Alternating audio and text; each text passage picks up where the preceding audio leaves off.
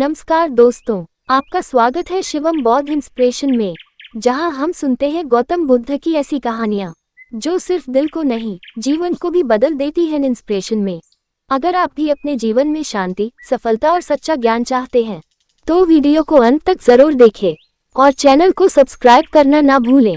चलो कहानी शुरू करते हैं। गौतम बुद्ध की कहानी अहंकार का पत्थर।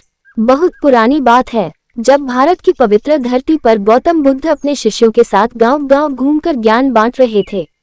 उनका संदेश बहुत सरल था, मनुष्य के दुख का कारण बाहर नहीं उसके अपने भीतर होता है। आज की कहानी एक ऐसे व्यक्ति की है जिसके पास शक्ति थी, धन था, राज्य था, लेकिन उसके भीतर एक भारी बोझ था, अहंकार का बोझ, राजा का घमंड। एक विशाल राज्य था, उस राज्य का राजा बहुत शक्तिशाली था, उसने अनेक युद्ध जीते थे, चारों ओर उसकी वीरता के चर्चे थे, लोग उससे डरते थे। धीरे धीरे उसके मन में एक विचार घर कर गया, मैं सबसे बड़ा हूँ, मुझे कोई पराजित नहीं कर सकता। दरबार में जो भी उसके सामने आता उसकी प्रशंसा करता, और यदि किसी ने सत्य बोलने का साहस किया तो उसे दंड दिया जाता। एक दिन राजा को समाचार मिला, गौतम बुद्ध पास के वन में ठहरे हुए हैं और लोग उनकी बहुत प्रशंसा कर रहे हैं। ये सुनकर राजा के मन में ईर्ष्या उत्पन्न हुई। उसने सोचा, कैसे हो सकता है कि कोई मुझसे अधिक सम्मान पाए।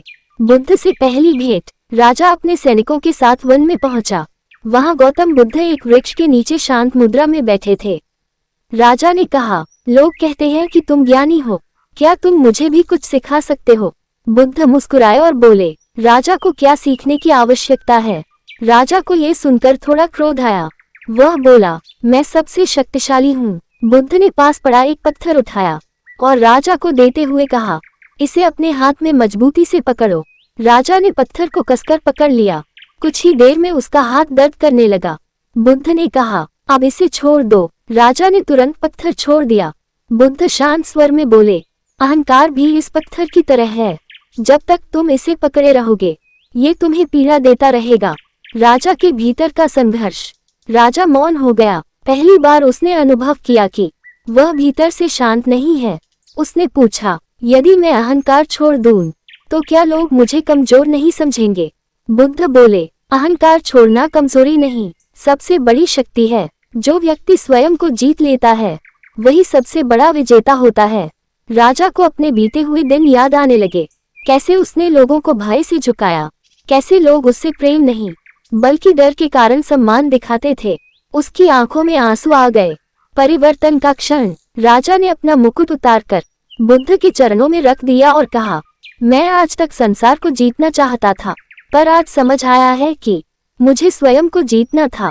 बुद्ध बोले, वही राजा महान होता है जो अपनी प्रजा के दिलों में राज करे। उस दिन के बाद राजा बदल गया। अब वह दंड से नहीं, दया और प्रेम से शासन करने लगा।